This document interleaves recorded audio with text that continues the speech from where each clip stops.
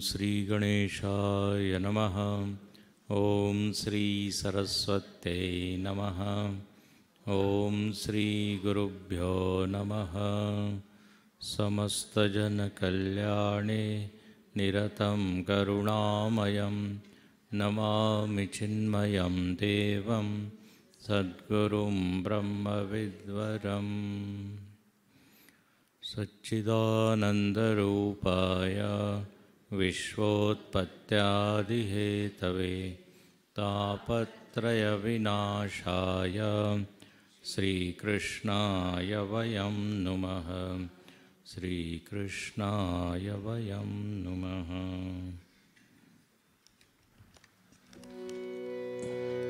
श्रीकृष्ण गोविंद हरे मुरारे। श्रीकृष्ण हे नाथ नारायण वासुदेव।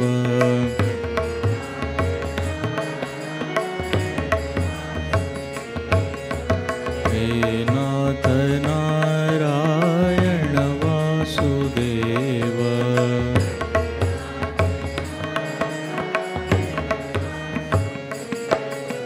श्रीकृष्ण गोविंद हरे मुरारे। श्रीकृष्ण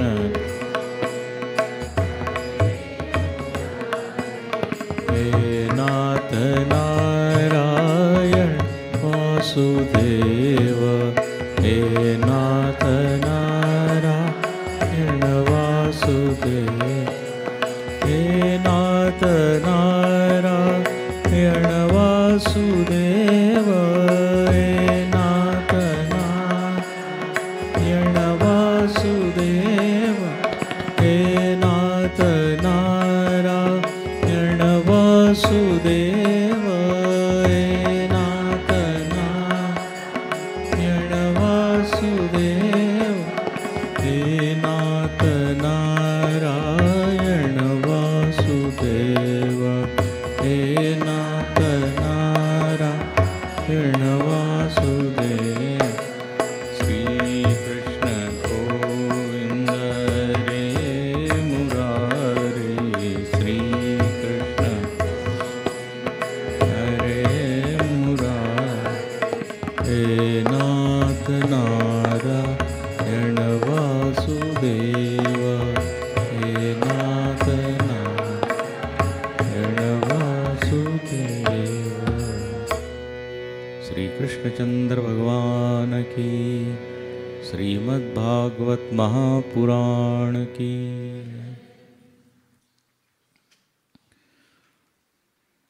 अत्र सर्गो विसर्गश्च स्थानं पोषणम ऊतयः।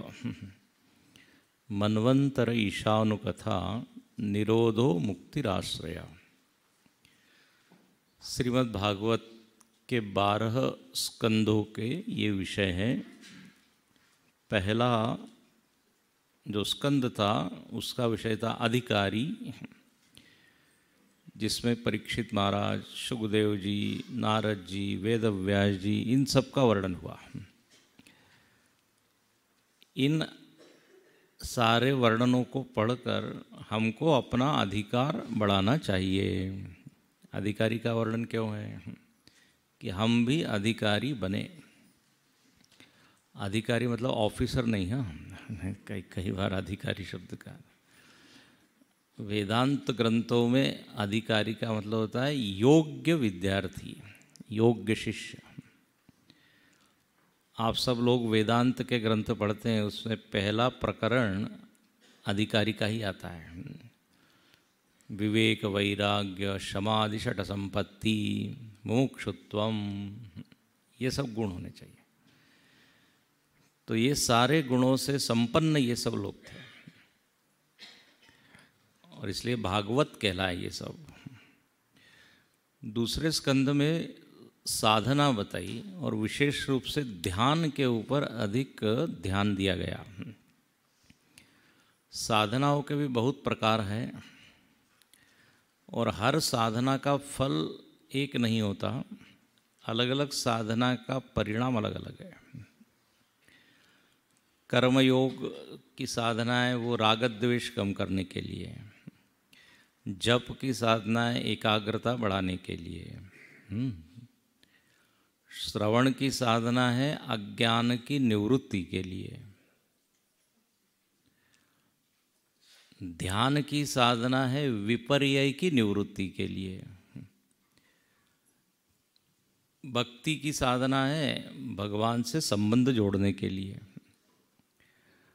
तो ऐसा साधनाओं का एक बहुत बड़ा एक संसार है कहिए।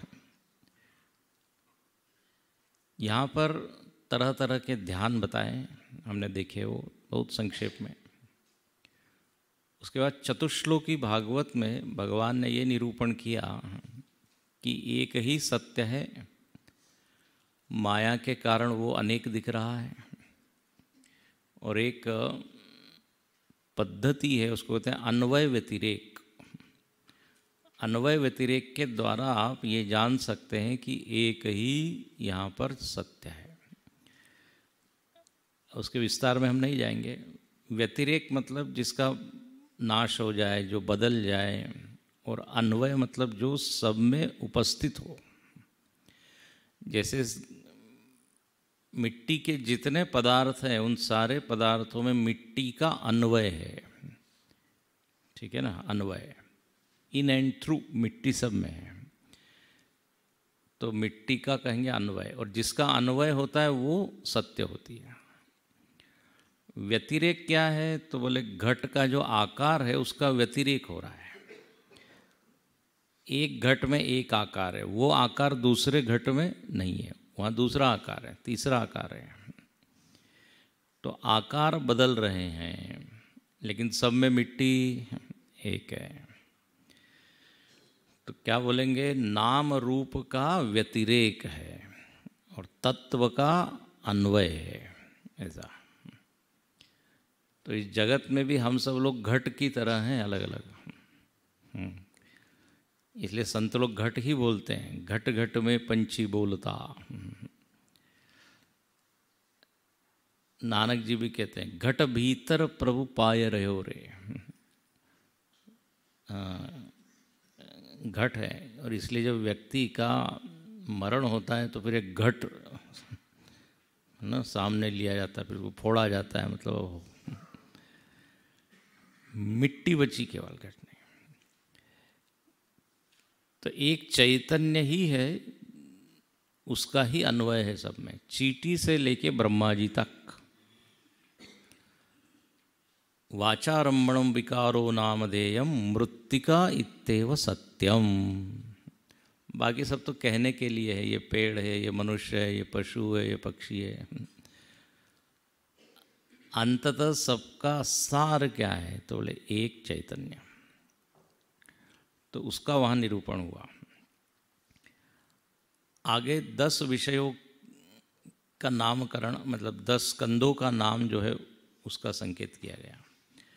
शौनक जी सूत जी से प्रश्न करते हैं कि आपने पीछे बताया था कि जब महाभारत का युद्ध हुआ तो कौरव पांडव का युद्ध हुआ, उसमें कुछ राजा कौरव की ओर, कुछ पांडव की ओर,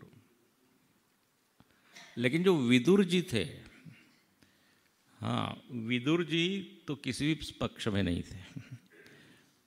तो उन्होंने तो क्या किया था, घर का त्याग करके तीर्थ यात्रा में चल पड़े। वो जैसे उस संसद में क्या होता है, वॉकआउट कुछ होता है वोटिंग के टाइम, बोले नहीं इधर न उधर, तो लिटरली वॉकआउट, और तीर्थों में घूमते रहे। और तीर्थ में जाकर कहते हैं मैत्रेय जी से उनकी भेंट हुई थी, और मैत्रेय जी और विदुर जी का बड़ा अच्छा संवाद हुआ था। बोले वो आप सुनाइए। तो तृतीय स्कंद में ये संवाद आता है। जैसे कल गुरु जी ने कहा था परसों कि इसमें से बहुत सारे क्या हैं, जोड़ियां हैं संवाद। तो विदुर और मैत्रेय, यहाँ वर्णन आता है तृतीय स्कंद में। तृतीय स्कंद का विषय है सर्ग। सर्ग मतलब सृष्टि। बहुत तरह की सृष्टि का वर्णन यहाँ है। कुल मिला के इसमें 33 अध्याय है तीसरे स्कंद में। तो पहले 19 अध्याय को कहते हैं आसुर सर्ग, और बाकी के 14 अध्याय उसमें है दैव सर्ग। सर्ग मतलब सृष्टि। तो यहाँ पर सुखदेव जी कहते हैं कि एवमेतत्पुरा पृष्टो मैत्रेयो भगवान किल क्षत्रां वन प्रविष्टेन त्यक्त्वा स्वगृहमरुद्धिमत। बोले अब आपने जो पूछा है वो हम बताते हैं। विदुर जी जो है घर को छोड़कर तीर्थ में विचरण करते हैं। विदुर जी का कैसा व्यक्तित्व है, बहुत ही सुंदर। विदुर जी भगवान के परम भक्त है, नीति को जानने वाले हैं। विदुर नीति बहुत प्रसिद्ध है। धृतराष्ट्र को बार बार समझाते हैं। अच्छा, धृतराष्ट्र का भी ऐसा चरित्र है। विदुर जी जब सुनाते हैं ना, बोले हाँ ठीक है, जो आप कह रहे हो बिल्कुल ठीक है, ऐसा ही करना चाहिए। लेकिन जब दुर्योधन दुशासन, जो चांडाल चौकड़ी जिसको कहते हैं, वो जब सामने आ जाते थे, नहीं नहीं आप जो कह रहे हो वही ठीक है। तो ढुल मूल कुछ विदुर जी ने इतना ज्ञान दिया है, और भगवान विदुर जी पे बहुत प्रसन्न है। इसलिए दुर्योधन का मेवा त्यागे साग विदुर घर खाई, सबसे ऊंची प्रेम सगाई। दुर्योधन ने बड़ा तामझाम सब किया था, बोले हम इम्प्रेस करेंगे भगवान को, लेकिन भगवान ने उधर गए ही नहीं। वर्णन आता है भागवत में कि बिना बुलाए भगवान विदुर के घर गए, अपना घर मान के। देखो जो अपना घर होता है तो वहाँ कोई औपचारिकता नहीं होती। तो ऐसे विदुर जी कहते हैं वो मैत्रेय जी से मिले। तो कहाँ मिले, कैसे मिले, तो ऐसा वर्णन है कि विदुर जी का ये दुर्योधन बड़ा अपमान किया करता था। दासी पुत्र बोलता था, जबकि वो इतने बड़े मंत्री थे, इतने बड़े ज्ञानी थे, उनका पूरा लाभ ले सकता था। हालांकि विदुर जी उदार स्वभाव के थे, इसलिए वो अंदर से शांत रहते थे। उन्होंने ज़्यादा बहस करना छोड़ दी, बोले इसे कोई मतलब नहीं, कोई फ़ायदा नहीं है। जैसे दीवार के आगे सिर ठोकना, तो अपना ही क्या होगा सिर टूटेगा, दीवार तो टूटेगी नहीं। तो उन्होंने कहते हैं अपना धनुष वहाँ रखा महल में और निकल पड़े। उन्होंने बुरा नहीं माना, बोले भगवान की कुछ माया है, विनाश काले विपरीत बुद्धि, और वो चल पड़े। तीर्थों में जाते हैं, स्नान इत्यादि करते हैं, बड़ा तपस्वी जीवन जीते हैं। और कहते हैं वो घूमते घूमते कहाँ पहुँचे हैं, तो यमुना जी के तट पर। और यमुना जी के तट पे उनकी मुलाकात हुई उद्धव जी से। ठीक है, उद्धव जी से। उद्धव जी का चरित्र तो आगे आने ही वाला है। उद्धव जी भगवान के परम भक्त, परम सखा। यहाँ वर्णन है कि उद्धव जी जो है ना, जब 5 वर्ष के थे तो भगवान कृष्ण की मूर्ति बनाकर उनकी सेवा करते थे। जब बड़े हो गए तो भगवान कृष्ण के पहने हुए कपड़े पहनते थे। भगवान कृष्ण ने जो खाया हुआ है उसको प्रसाद समझकर ग्रहण करते थे। इसलिए भगवान कृष्ण कहते हैं, आगे हम देखेंगे 10वें स्कंद में, वो कहते हैं कि उद्धव हमसे थोड़ा भी कम नहीं है। जिसकी उपासना हम करते हैं ना, वैसे ही हम हो जाते हैं। इसलिए गोपियाँ तो कंफ्यूज हो गई थी कि ये कृष्ण है कि उद्धव है। तो ऐसे उद्धव जी हैं। तो वहाँ पर विदुर जी से जब मुलाकात हुई तो दोनों ने आलिंगन किया, बड़े दोनों भगवान के भक्त हैं। और अब जब दो भक्त मिलेंगे तो किसकी चर्चा होगी? भगवान की ही चर्चा होगी। दो संगीतकार मिलेंगे तो किसकी राग ताल लय इसकी चर्चा होगी। दो खिलाड़ी मिलेंगे तो खेल की। जैसे हनुमान जी और विभीषण जी मिले लंका में, तो सुनत जुगल तन पुलक मन मगन सुमिरी गुणग्राम। दोनों राम जी की चर्चा करते हैं। अब कहते हैं यहाँ पर पूरे 2-3 अध्यायों में उद्धव जी ने खूब वर्णन किया भगवान की सारी पिछली बातें, बाल लीला से लेकर। होता है ना, दो मित्र बहुत दिनों के बाद मिलते तो, और बचपन में हम ये करते थे वो करते थे, यहाँ जाते थे वहाँ जाते थे। तो कृष्ण के साथ जो जो भी लीलाएं उनकी हुई वो सब उद्धव जी बताते हैं। और उद्धव जी ने कहा कि जब भगवान कृष्ण इस धाम को छोड़कर जा रहे थे तब उन्होंने मुझको अपना सारा ज्ञान दिया। आगे हम देखेंगे उद्धव गीता में एकादश स्कंद में। और भगवान ने मुझको वचन दिया कि तुमको जब भी मेरी याद आए भागवत जी का शरण लो, मैं तुमको मिलूँगा। और वो श्रेष्ठ ज्ञान सब मुझको दिया। विदुर जी ने कहा जो आपको ज्ञान दिया है अब वो ज्ञान थोड़ा हमको भी दे दीजिए। तो उद्धव जी कहते हैं कि हमको भगवान ने आदेश दिया है कि आपको ये ज्ञान मैत्रेय जी देंगे, तो आप मैत्रेय ऋषि के पास जाइए, उनके साथ संवाद कीजिए। और उद्धव जी ने एक बहुत ही प्यारी बात की जो बिल्कुल विदुर जी के हृदय में है, बहुत ही उनको अच्छा लगा, ऐसा कहिए। उद्धव जी ने कहा कि जब भगवान जा रहे थे तो उन्होंने तुम्हारी याद की, है ना। यानी कि आत्मानं च कुरुश्रेष्ठ कृष्णेन मनसेक्षितं ध्यायन् गते भागवते रुरोध प्रेम विह्वलः। अब यदि कोई ऐसा बोले तो आपको भावुक हो जाएंगे कि नहीं? अरे मेरी याद, कृष्ण भगवान को पूरे ब्रह्मांड के नायक, वो मेरी याद कर रहे हैं, मतलब उनके हृदय में मेरे लिए कितना स्थान, बड़ा स्थान है। हम लोग भी चाहते हैं ना लोग हमसे प्रेम करें, लोग हम पर विश्वास करें, लोग हमको याद करें, लोग हमको मैसेज भेजे, फ़ोन करें। इंतज़ार करते हैं लोग। और यदि किसी का फ़ोन आया, ओहो गदगद हो जाते हैं, आपने याद किया। सामान्य व्यक्ति याद कर लेता है तो इतनी खुशी होती है, तो जहाँ बड़ा व्यक्ति, अच्छा गुरुदेव का यदि फ़ोन आ जाए, गुरुजी का फ़ोन आ जाए तो सब लोग एकदम कहते 7वें आसमान पे होते हैं।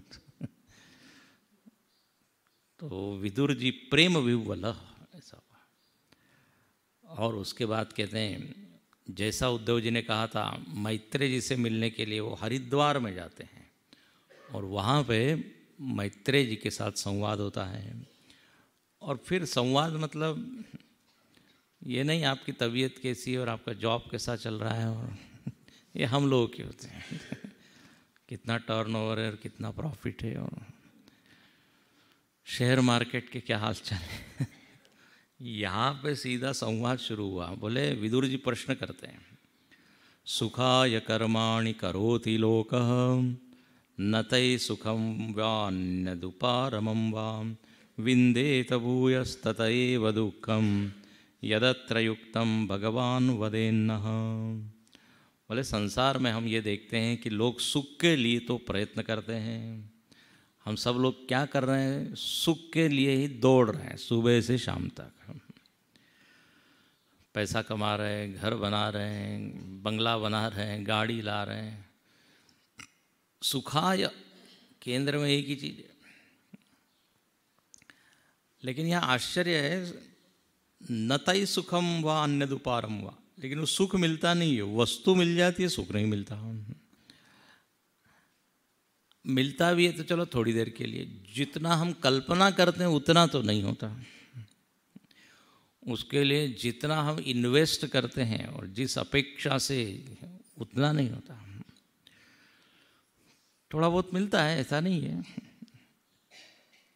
अच्छा, और यहाँ लिखते हैं कि यदि सुख नहीं मिलता तो हम सुख की इच्छा छोड़ दें, तो बोले वो नहीं होता। न उपारवम, मज़ेदार बात है। सुख मिलता नहीं और सुख की इच्छा छोड़ भी नहीं सकते। केवल आशा होती है, यहाँ नहीं तो वहाँ, वहाँ नहीं तो वहाँ, ये चलते ही रहता है। क्या क्या करते हैं लोग। छोटी गाड़ी नहीं, अब बड़ी गाड़ी, अब एक गाड़ी नहीं दो गाड़ी, अब एक घर नहीं दो घर, ठंड में रहने के लिए अलग घर, गर्मी में अलग अलग जगह। फिर शहर में तो बहुत पॉल्यूशन हो गया है, बहुत भीड़ भाड़ है। गांव में फार्म हाउस होना चाहिए। मज़ेदार बात होती है, गांव के लोग शहर की ओर जा रहे, शहर के लोग गांव की ओर जा रहे हैं। कई बार हम लोग जब रास्ते पे जाते हैं तो होटल की एडवर्टाइज होती है ना, तो उसमें लिखता है घर जैसा खाना। बाहर निकले तो घर जैसा खाना चाहिए, और घर में रहते हैं तो मंगा रहे जोमेटो और क्या क्या है, स्विगी। व्यक्ति को हमेशा कुछ न कुछ चेंज चाहिए रहता है। तो ये तो सुख के लिए ही है। फिर लोग टूर पे निकलते हैं, इस साल हम अमेरिका जाएंगे, उस साल स्विट्ज़रलैंड, पिछले साल इंग्लैंड गए थे हम, इस साल कहाँ जा रहे हैं, फ्रांस जा रहे हैं। फिर वो क्या टावर देखने जा रहे हैं, फिर वो झुकी हुई क्या पिज़्ज़ा की लीनिंग टावर। एक ने कहा इतना दूर क्यों जा रहे हैं, इतने पैसे खर्च कर रहे हो, हमारी बिल्डिंग देख लो आप। बिल्कुल झुकी हुई है अभी तक। तो इतना पैसा, इतनी एनर्जी, और कितना लाखों रुपए फूंक देते हैं, और वहाँ जाके क्या वाव, एक वाव के लिए वाव हो गया, चलो चलो वापस। और उतना ही पैसा बचा है जितने में हम घर पहुँच सकते हैं। तो ये सुखाय कर्माणि। तो ऐसा होता नहीं है, तो क्या कारण है? अरे बोले सुख जो है वो विषय का धर्म नहीं है, सुख तो परमात्मा का ही धर्म है। अब चाहे जितना हाथ पैर मार लीजिए, जैसे अब आपको मीठा खाना है तो कितने ही पदार्थ खा लीजिए, वो स्वाद नहीं आएगा जब तक शक्कर गुड़ कुछ मीठा नहीं डालेंगे, क्योंकि मिठास दूसरी चीज़ों का धर्म है ही नहीं। तो यहाँ पर इस तरह ये संवाद शुरू हुआ, और कहते हैं कि जो भगवान की लीलाओं का श्रवण करते हैं, भगवान में मन लगाते हैं, उनको तो ये परम सुख मिल जाता है। वस्तु उनके पास भले ही ना हो, लेकिन सुख की मात्रा भरपूर होती है। हम लोगों का उल्टा है, सारी सुख की चीज़ें बहुत सारी पड़ी है आसपास, लेकिन भीतर खाली। और उनका भीतर से भरा हुआ है, अंदर भीतर से भरे हुए हैं, बाहर खाली। मन लागो मेरो यार फकीरी में, जो सुख पाओ राम भजन में, सो सुख नाही अमीरी में। तो ऐसा यहाँ पे वर्णन हुआ। और यहाँ पे मैत्रेय ऋषि विदुर जी की बड़ी स्तुति करते हैं, बोले आपने बहुत अच्छे प्रश्न किए, और आप शाप के कारण ये दासी पुत्र हुए हैं। विदुर जी को शाप लगा था मांडव ऋषि का, तो वो सब बताया, लेकिन आप है परम भक्त। और फिर यहाँ पे तात्विक चर्चा शुरू की है कि भगवान ही क्या है, दृष्टा है, भगवान ही साक्षी है। आप लोगों ने दृग दृश्य विवेक शब्द ग्रंथ पढ़ा होगा, उसमें परमात्मा का वर्णन है कि परमात्मा साक्षी है, बाकी सब चीज़ें दृश्य है। साक्षी मतलब जो केवल देखता है, जो लिप्त नहीं होता। आत्म तत्व जो है वो सारे वृत्तियों को प्रकाशित करता है, लेकिन आत्मा तत्त बन नहीं जाता। काम क्रोध लोभ इत्यादि आते हैं जाते हैं आते हैं जाते हैं, अप्रभावित रहे, उसको दे साक्षी। तो सवा एष तदा दृष्टा न अपश्य दृश्य में करो, ऐसा है, दृष्टा दृश्य ये विचार कराया। आत्मा के अलावा सब चीज़ें दृश्य है, शरीर मन बुद्धि इंद्रिय। दृश्य मतलब ऑब्जेक्ट टू बी नोन, जो चीज़ हमको जानी जा रही है, जिन चीज़ों को हम जान रहे हैं। और साक्षी कहते हैं उसको है जो बिना प्रभावित हुए प्रकाशित करता है सबको, जैसे सूर्य। कोई कोई लोग सत्संग में भी साक्षी भाव से बैठते हैं, अप्रभावित, कोई प्रभाव नहीं पड़ता संग, आप कुछ भी बोलिए यहाँ पे साक्षी मत बनिए। इसके बाद वर्णन आता है यहाँ सर्ग का, सृष्टि का, जैसे क्योंकि इसका विषय ही क्या है, सर्ग है। तो कितने प्रकार की सृष्टियाँ बनी हैं, तो ये सब यहाँ वर्णन आया है। और फिर यहाँ ब्रह्मा जी की उत्पत्ति कैसे हुई उसका वर्णन है। उसके बाद वर्णन है काल का। यहाँ पे वर्णन है ब्रह्मा जी की जब उत्पत्ति हुई, ब्रह्मा जी ने दीर्घ स्तुति की है भगवान की। हाँ, यहाँ पर बहुत सारी स्तुतियाँ हैं। भागवत में आप देखेंगे 50-50, 40-40 श्लोकों में स्तुति भगवान के गुणों का वर्णन। इसलिए भगवान कौन है क्या है ये जानना है तो स्तुतियाँ पढ़िए सारा ज्ञान होगा और अपने भीतर भी भाव आएगा। तो कहते हैं कि ब्रह्मा जी को भगवान ने उत्पन्न किया और फिर ब्रह्मा जी ने तरह तरह की सृष्टियों को उत्पन्न किया। 10 प्रकार की सृष्टि का वर्णन है। देवता, पितर, असुर, गंधर्व, यक्ष, राक्षस, सिद्ध, चारण, भूत, प्रेत, पिशाच। ये है देव सृष्टि 8 प्रकार की है, यहाँ ऐसा वर्णन है। एक एक सर्ग बताया है, भूत सर्ग, इंद्रिय सर्ग, देवता सर्ग, ऐसे तरह तरह के।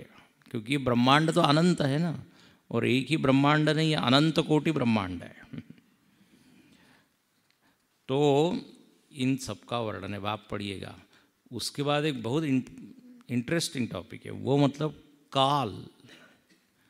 काल की गणना यहाँ की गई है, टाइम।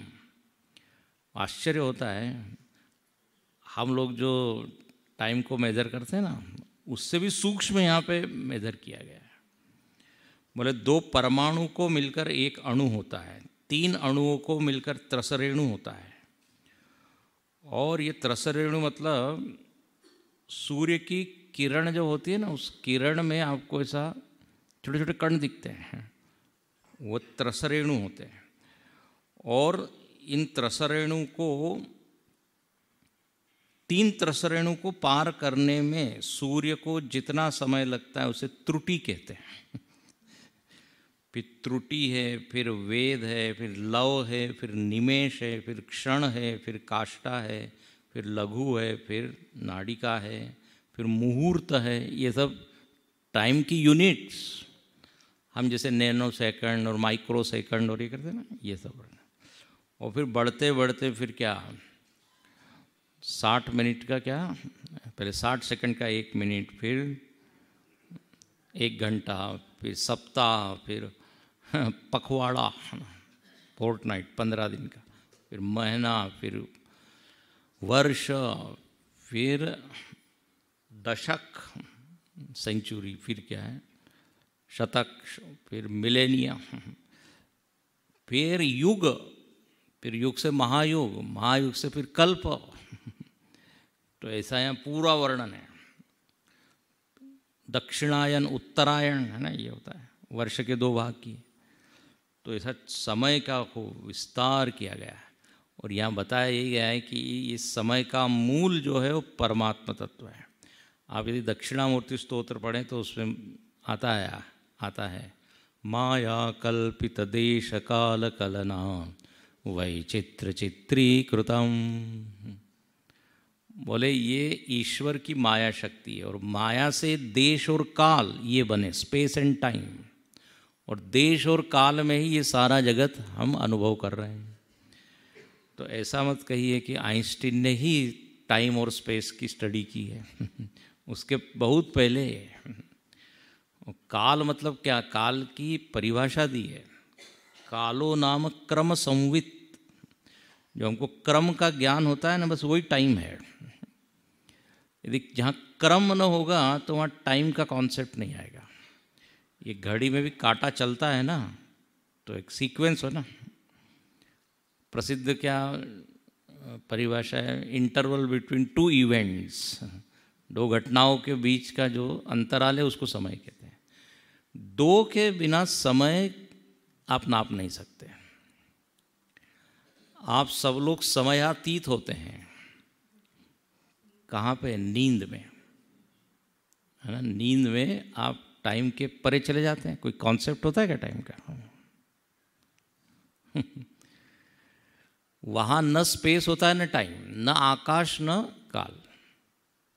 फिर जैसे ही जागते हैं दोनों आता है। तो यहाँ पे आगे आने वाला देश का भी खूब वर्णन है। ब्रह्मांड में कितने लोक हैं और कितने तरह के जीव हैं। तो देश और काल इसका खूब अध्ययन किया है। तो ये सब वर्णन है।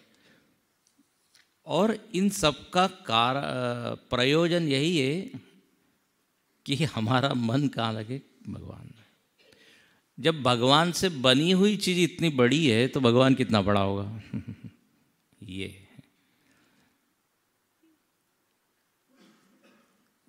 कार्य से कारण की ओर जाना है। Known to unknown, gross to subtle, स्थूल से सूक्ष्म की ओर।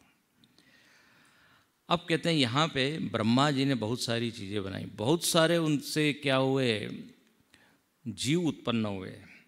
यहाँ वर्णन है कि उन्होंने अपने मन से संकल्प किया और सनत सनातन सनक सनंदन ये चार बड़े ऋषि प्रकट हुए। अब कोई कहेगा यहाँ पे खूब वर्णन आता है, ब्रह्मा जी से सब निकल रहा है। बोले कैसे, क्या ये पुराणों में हम लोगों से खूब निकलता है। पूरा सपना निकलता है कि नहीं अपने में से? हम लोग भी बनाते हैं भाई। स्वप्न में हम भी उत्पन्न करते हैं कि नहीं? मानस सृष्टि होती है स्वप्न। तो यहाँ पर भी ये मानस पुत्र है। इनके संकल्प में इतनी शक्ति है कि वो केवल सूक्ष्म रूप से ही नहीं रह पाते तो स्थूल रूप ले लेते हैं। तो ब्रह्मा जी में भगवान की शक्ति काम कर रही है। तो कहते हैं उन्होंने सनकादि ऋषियों को प्रकट किया और उनसे कहा कि अब आप सृष्टि कीजिए। तो सनकादि के लिए कहने लगे, ये चार ऋषि है, सनत सनातन सनक सनंदन। बोले वी आर नॉट इंटरेस्टेड। ऐसा अंग्रेजी में नहीं बोला, लेकिन हमको शादी विवाह ग्रस्त में नहीं। तो ये तो दिगंबर होके अवधूत वेश में घूमते हैं। फिर उसके बाद मरीचि, अत्रि, अंगिरा, पुलस्त, पुल, ये सब भी प्रकट हुए हैं।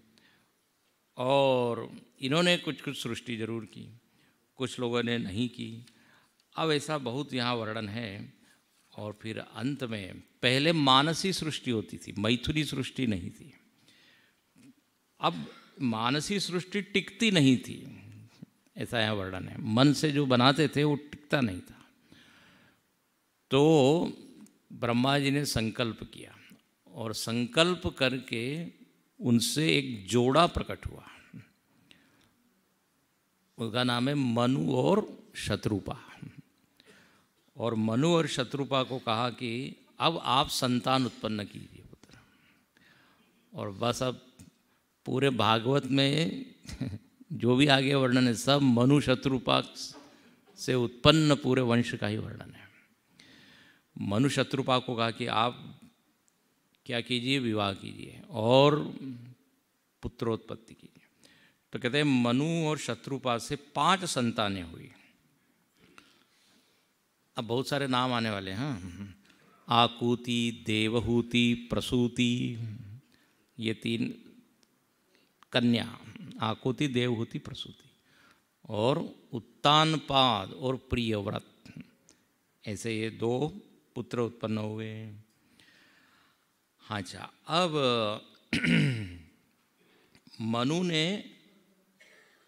ये तो यहाँ पे पहले ही बता दिया कि ये 5 उत्पन्न हुए, लेकिन मनु शत्रुपा जो थे उनको जब कहा गया कि अब आप विवाह करके सब उत्पन्न कीजिए, तो मनु ने कहा कि महाराज हम सब करेंगे, लेकिन हमको रहने के लिए पहले जगह तो दीजिए। बोले भाई क्या बात हो गई, कहाँ जगह नहीं है? बोले और क्या, ब्रह्मा जी आप बना तो देते हैं, लेकिन अब कहाँ है वो सब चीज़ें आपको मालूम है?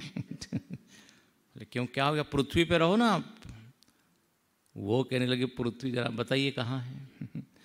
तो मालूम पड़ा पृथ्वी जो है वो एक हिरण्याक्ष नाम का असुर था, वो कहाँ ले गया था? समुद्र में। बोले पहले रहने की व्यवस्था कीजिए, तब फिर हम सब आगे का काम करेंगे। अब जो है यहाँ वर्णन है कि हाँ ब्रह्मा जी कहते जब मैं लोक रचना में लगा था तो रसातल में चली गई। हिरण्याक्ष ने मौका पाया, बोले ब्रह्मा जी बिजी है, चुरा लिया। छोटी मोटी चीज़ नहीं, पृथ्वी चुरा ली।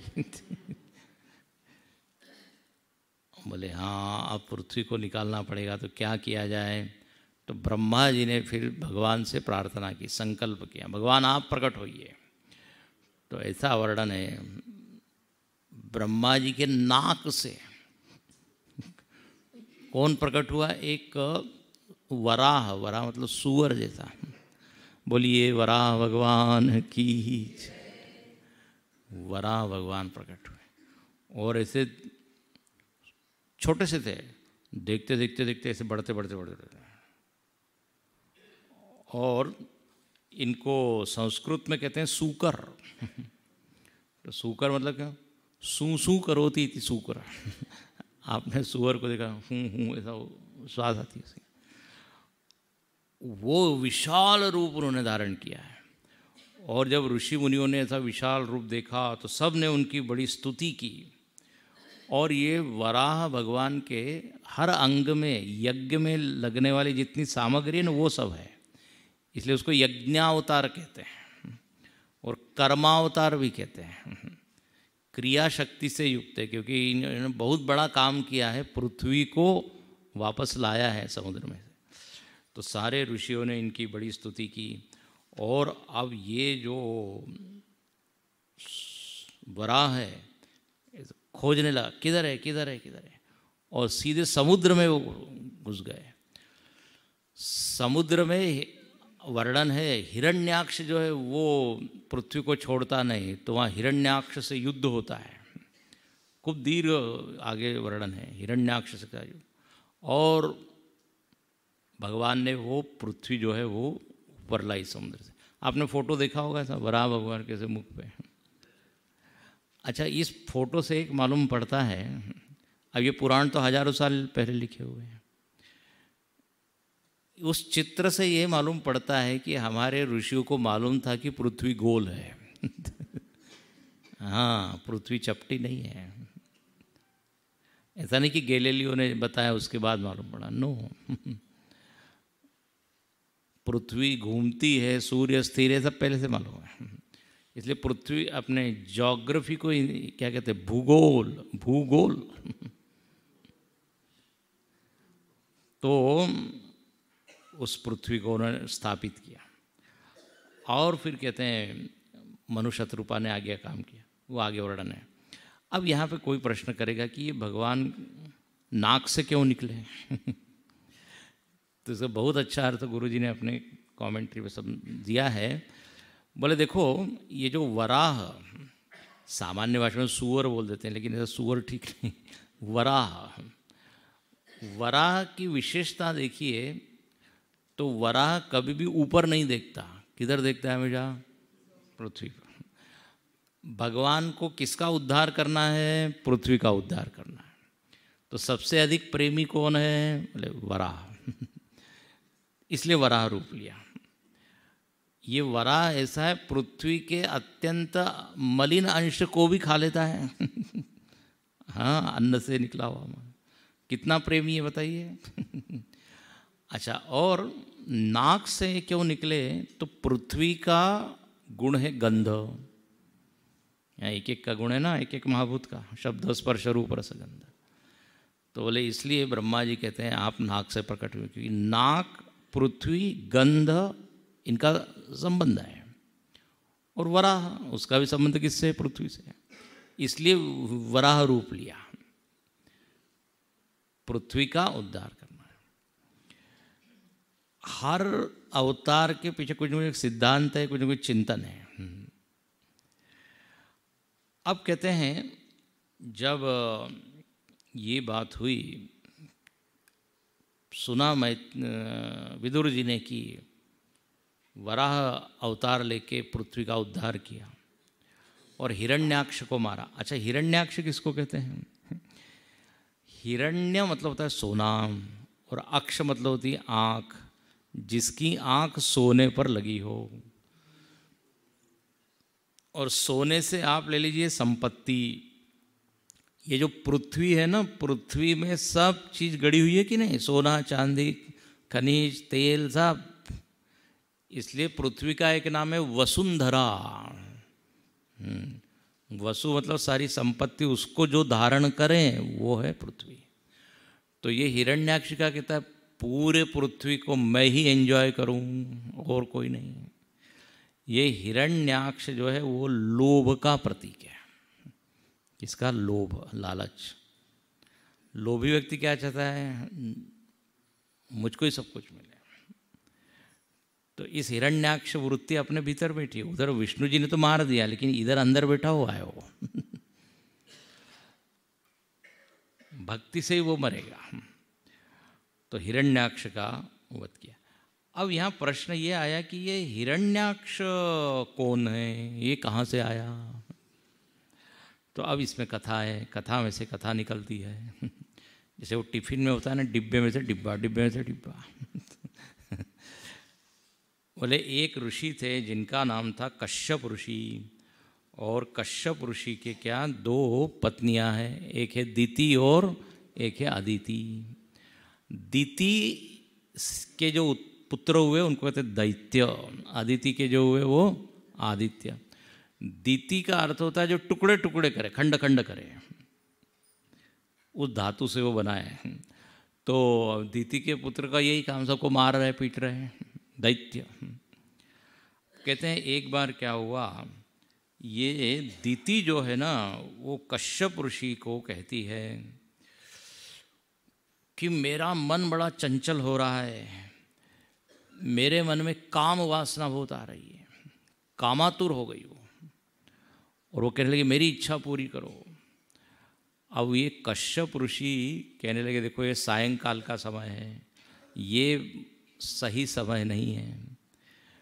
इस समय यदि तुम्हारी इच्छा पूरी हम करेंगे तो जो गर्भ धारण होगा और जो पुत्र संतान होगी वो बड़ी भयंकर होगी, इसलिए ये समय ठीक नहीं है। लेकिन जो है कहते हैं ना कामातुराणाम भयम न लज्जा, वो जो है बहुत ज़्यादा आग्रह करने लगी। तो कहते हैं दिति की इच्छा कश्यप जी ने पूर्ण की। लेकिन क्या हुआ, कश्यप जी को तो मालूम था, बड़े ज्ञानी हैं वो। बोले अब भयंकर पुत्र उत्पन्न होंगे तुमको। अब वो दिति घबरा रही है, पश्चाताप हो रहा है, ये हमने इनकी बात नहीं मानी, अब परिणाम भुगतना पड़ेगा। तो पुत्र तो होंगे, उनको बड़ी ग्लानि हो रही है, पश्चाताप हो रहा है। कश्यप ऋषि ने कहा एक बात अच्छी होगी, पुत्र तो तुम्हारे गड़बड़ होंगे मतलब अपने, लेकिन जो पौत्र होगा ना वो बड़ा अच्छा होगा।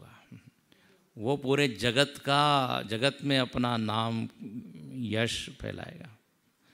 उसका नाम क्या होगा? प्रहलाद। तो ये सुन के वो बड़ी प्रसन्न हुई, बोले चलो कुछ तो ठीक है। अब कौन से 2 पुत्र हुए हैं? तो हिरण्याक्ष और हिरण्यकश्यपु। ठीक है, ये 2। और अब चूंकि कश्यप जी ने पहले ही बता दिया था, उसी के अनुसार वैसे ही वो भयंकर हुए हैं।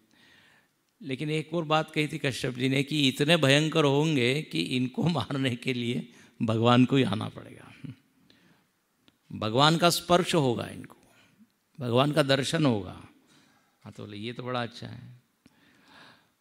ब्राह्मणों के शाप से यदि जाते हैं तो किसी ने कहा नरक में जाते हैं और भगवान के हाथ से यदि कोई मरता है तो उसका तो उद्धार होता है, मुक्त होते हैं। इसलिए कहते हैं ना, भगवान मारते नहीं है, क्या तारते हैं। तारा है सारा जमाना, प्रभु हमको भी तारो, है ना, ये भजन है। बड़ी लंबी लिस्ट है, इसको भी तारा तो हमको भी तारो, इसको इसका सहारा लेके उसको तारा तो तारते हैं। अब कहते हैं ये हिरण्याक्ष और हिरण्यकश्यपु ये भगवान के हाथ से मारे गए। बोले इनका ऐसा बड़ा भाग्य कैसे? हाँ, इनको ये भाग्य क्यों, और ये इतने बड़े बलवान शक्तिशाली कैसे क्या हुए? तो बोले इसके पीछे भी एक कारण है। ओह, बोले क्या कारण है? सुनते हैं, लेकिन 2 मिनट भगवान का नाम स्मरण करें। हरि बोल हरि बोल हरि हरि बोल, हरि बोल हरि बोल हरि हरि बोल, मुकुंद माधव गोविंद बोल, मुकुंद माधव गोविंद बोल, केशव माधव गोविंद बोल, केशव माधव गोविंद बोल, केशव माधव गोविंद बोल, केशव माधव गोविंद बोल, हरि बोल हरि बोल हरि हरि बोल, हरि बोल हरि बोल हरि हरि बोल, मुकुंद माधव गोविंद बोल, मुकुंद माधव गोविंद बोल, गोविंद बोल, गोविंद बोल। बोलिए कृष्ण कन्हैया लाल की। अब ये हिरण्याक्ष हिरण्यकश्यपु इतने बड़े कैसे हुए? तो बोले इनका कारण है कि ये सामान्य लोग नहीं थे। बोले फिर कौन थे ये? तो सुनिए, एक बार की बात है, वंस अपॉन ए टाइम, कहानी तो ऐसी शुरुआत होती है ना। स एकदा भगवतो वैकुंठस्यामलात्मनः ययुर्वैकुंठ निलयम सर्वलोक नमस्कृतम। भगवान विष्णु का एक लोक है जिसको कहते हैं वैकुंठ। वैकुंठ मतलब जहाँ सारी कुंठाएँ क्या है खत्म हो जाए, जहाँ आनंद ही आनंद है, उसको कहते हैं वैकुंठ। जहाँ किसी प्रकार की ग्लानि नहीं, हीन भावना नहीं, जहाँ मन प्रसन्न रहे, तो बोले वैकुंठ। भगवान वहाँ पे रहते हैं। और ये सनकादि ऋषि चारों जो है बड़े तपस्वी है। ये सनकादि ऋषि ऐसे हैं, दिखने में छोटे हैं लेकिन की आयु खूब है। और ये निरंतर क्या है, हरिशरणम हरिशरणम, हमने कल देखा था ना, हरि का गुणगान करते हैं और हरि चर्चा करते हैं। चिन्मय मिशन में एक उपक्रम होता है, उसको कहते हैं स्वाध्याय मंडल, स्टडी ग्रुप। तो ये चारों लोग स्टडी ग्रुप करते रहते हैं। अच्छा, फिर ये सत्संग भी करते हैं। बोले आज सनत कुमार प्रवचन करेंगे, बाकी 3 सुनेंगे। आज सनंदन बोलेंगे। ऐसे टर्न बाय टर्न। बढ़िया इनका क्या है, ग्रुप है। तो ऐसे ये विचरण करते रहते हैं। विचरण करते करते ये एक बार कहाँ पहुँच गए? बोले बहुत दिन हो गए भगवान से मिले नहीं हैं। तो वैकुंठ में जाते हैं। अब वैकुंठ में भगवान का एक बड़ा महल है, फिर एक गार्डन है, फिर सीढ़ियाँ हैं, फिर वहाँ 2 चौकीदार हैं। गेट कीपर क्या बोलते हैं, गार्ड इत्यादि। तो अब सनकादि ऋषि गए, इनके नाम आप याद रखिए, सनत, सनातन, सनक, सनंदन, याद रहेंगे। 2 तारीख को पूछूंगा मैं। बोले इतने दिन तक याद। सनत, सनातन, सनक, सनंदन। अब ये चारों जाते हैं और जाने लगे अंदर। अचानक दो पार्षद हैं, वो कहते कहाँ जा रहे हो? अपॉइंटमेंट लिया है, आधार कार्ड बताइएगा। अब ये सनकादि ऋषि कहने लगे, अरे हम तो नित्य निरंतर भगवान में रमने वाले हैं, हमको ये सब औपचारिकता की जरूरत नहीं है। होते हैं ना लोग वीआईपी, वो वीआईपी लोगों से तो कोई पूछ ला तो उनको बड़ा नाराज हो जाता है, मालूम नहीं है कौन है। तो इनको थोड़ा सा क्रोध आ गया सनकादि ऋषि। बोले शायद आप जानते नहीं हैं हम लोग कौन है, हम तो भगवान में ही रमने वाले हैं। तो क्रोध आ गया और उन दोनों पार्षदों को शाप दे दिया। अब ये दो कौन थे पार्षद? तो बोले एक का नाम था जय और एक का नाम था विजय। हाँ, जय विजय। अब ये जय विजय ने बहुत साधना की थी, बड़ा पुण्य किया था, इसलिए उनको वैकुंठ में बताइए भगवान के बिल्कुल निकट ड्यूटी मिली, सेवा करने का अवसर मिला, प्रमोशन हुआ ना मनुष्य लोक से वैकुंठ में। आगे आएगा 4 प्रकार की मुक्तियां होती है, सालोक्य, सामीप्य, सायुज्य, सारूप्य। तो सामीप्य एकदम भगवान के पास रहते हैं। अच्छा, जय विजय का अर्थ होता है जिन्होंने इंद्रियों पर विजय प्राप्त की, और विजय का अर्थ है मन पर विजय प्राप्त की। मतलब जिन्होंने काफ़ी आराधना, तपस्या, काफ़ी कमाई की है, ऐसे ही उनको वहाँ पे उनकी गति नहीं हुई है। आराधना मतलब क्या? भगवान की शक्ति का आह्वान करना, और अपने में तेज, ज्ञान, बल, इसको बढ़ा लेना। आराधना में यही होता है, तपस्या में भगवत तुल्य हो जाता है कि नहीं वो। तो ऐसे ही तो थे, और भगवान ने कृपापूर्वक उनको स्थान दिया था। लेकिन अब गड़बड़ ये हुई, कल भी हमने संकेत किया था, यदि सावधानी हमने रखी तो सावधानी हटी, दुर्घटना घटी। ये जय विजय को बड़ा अभिमान हो गया है कि हाँ हम भगवान के निकट रहने वाले। आप कौन है? ये छोटे छोटे बालक। हाँ,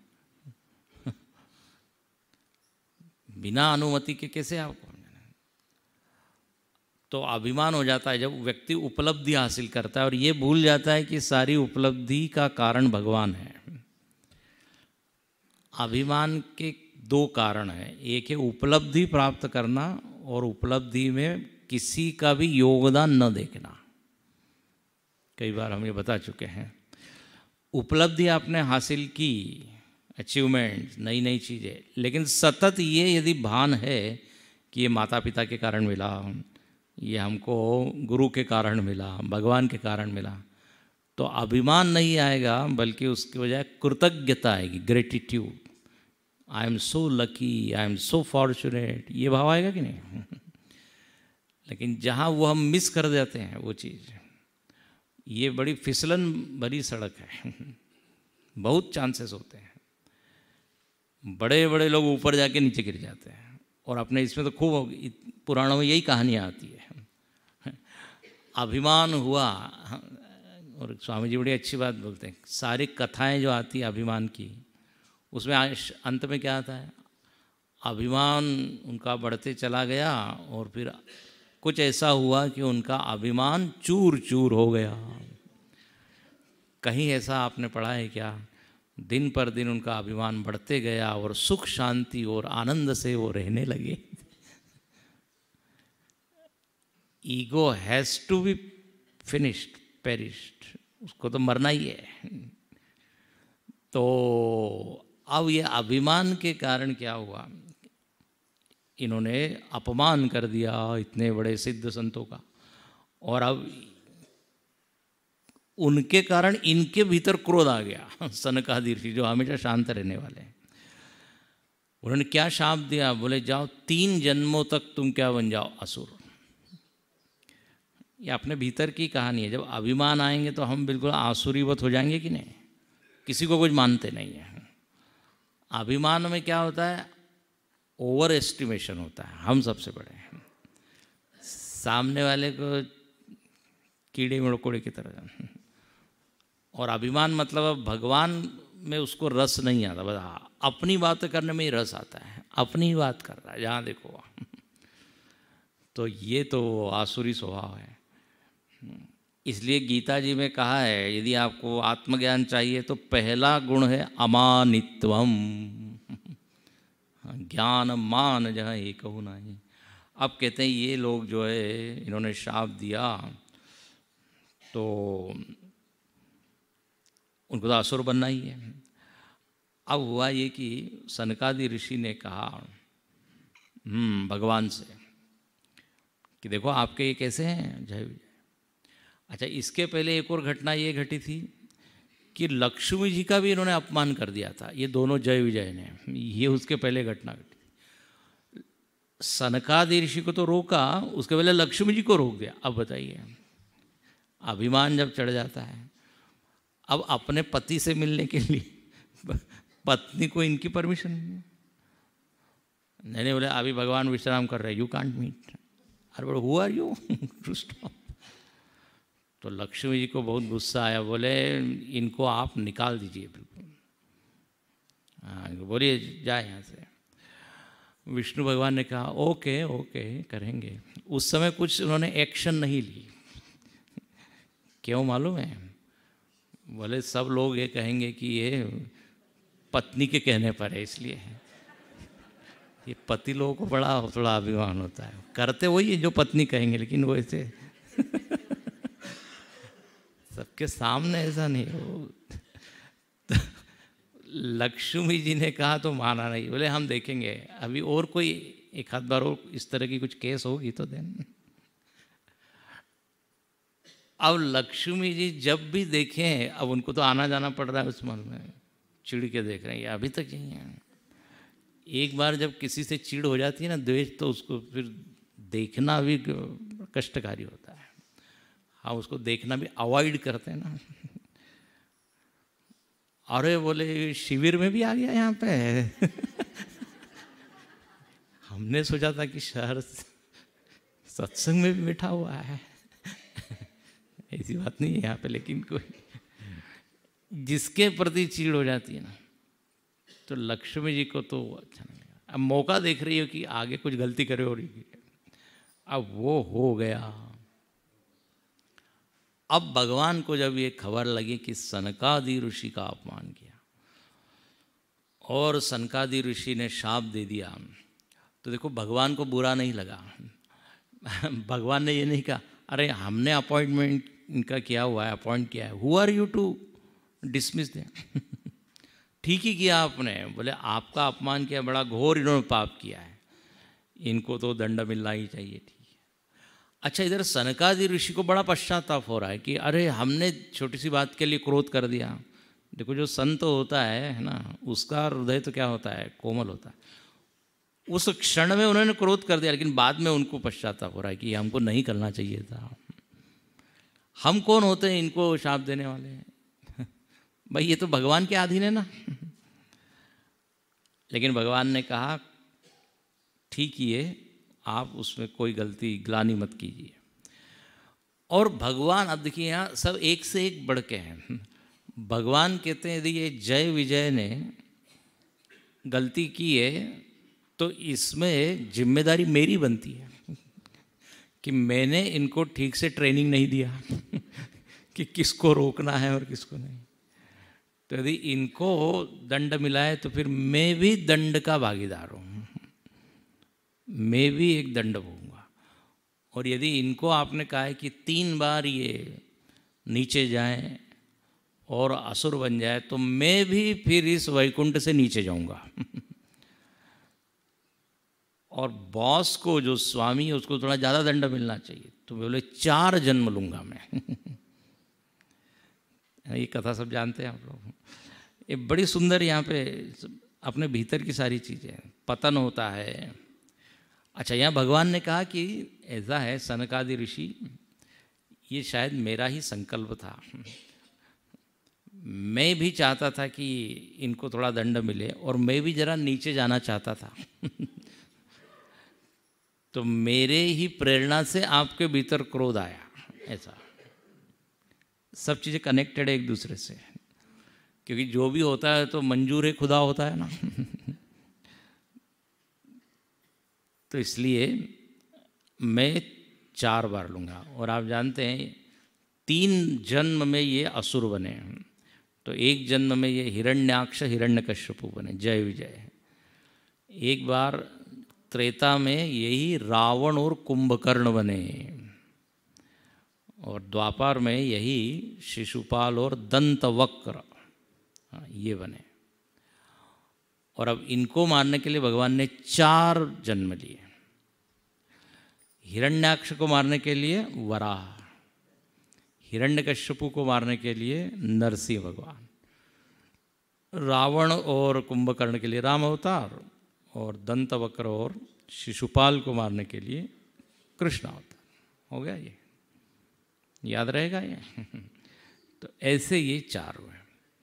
इस तरह यहाँ पे देखिए कहानी से कहानी निकलती है। मनु और शत्रुपा है, उनको रहने के लिए क्या चाहिए? पृथ्वी। पृथ्वी कहाँ गई थी? समुद्र में। उसको निकालने के लिए भगवान ने वराह अवतार लिया। कौन ले गया था वो? हिरण्याक्ष। तो हिरण्याक्ष कौन था? तो बोले ये जय विजय। अच्छा, और देखो इनको आसुर बनना है तो ऐसे ही समय में गर्भ में आना पड़ेगा, जो वृत्ति जो समय ठीक नहीं। इसलिए देखिए दिति के मन में है। अब ये सब समष्टि योजना है, यू नो। दिति के मन में वो उस समय क्यों प्रेरणा हुई, वो उस समय क्यों कामना आई? क्योंकि भगवान ये सब चाहते थे। समष्टि में जो भी घटनाएं घटती है ना, सब एक दूसरे से क्या है? कनेक्टेड होती है। ऐसा मत समझिए आप सब लोग यहाँ आए, आपने केवल वो फ्लायर देखा और आ गए, इतने से नहीं हुआ है। बहुत सारे घटक मिले हैं तब जाके यहाँ पे आप आए हैं। बहुत सारे लोगों ने देखा, फ्लायर देखा, लेकिन वो फ्लाई करके आए नहीं वो। अच्छा, कई लोगों ने आने का सोचा था लेकिन वो आ नहीं पाए। किसी ने आखिरी क्षण पे सोचा, वो आ गया। है कि नहीं है? प्रारब्ध कहिए, पुण्य कहिए, भाग्य कहिए, कृपा कहिए, जो भी है। कहने का अर्थ हर घटना के पीछे बहुत सारी फैक्टर्स होते हैं। जब वो घटक हमको मालूम नहीं पड़ते ना, तो हम कहते हैं कैसा हो गया, आश्चर्य है। अकस्मात एक शब्द है संस्कृत में, अकस्मात। कस्मात मतलब कहाँ से, कैसे। जब ये कैसे मालूम नहीं होता तो अकस्मात, अचानक। गुरुदेव कहा करते थे कि इस सृष्टि में कुछ भी चीज एक्सीडेंट नहीं है। अब हमको मालूम नहीं है उसका कारण, इसलिए हमको लगता है ये कैसे हो गया। कारण मालूम होते, ओहो अच्छा ये है, आश्चर्य नहीं होता। तो यहाँ पर इतने सारे घटक मिले, इसलिए भगवान के ये अवतार हुए और ये असुर लोग का जन्म हुआ। अब यहाँ पे वर्णन है फिर से, हिरण्याक्ष का वध भगवान ने किया है। बहुत बहुत लंबा वर्णन है, युद्ध हुआ है। और कहते हैं ये मनु शत्रुपा का विवाह हुआ।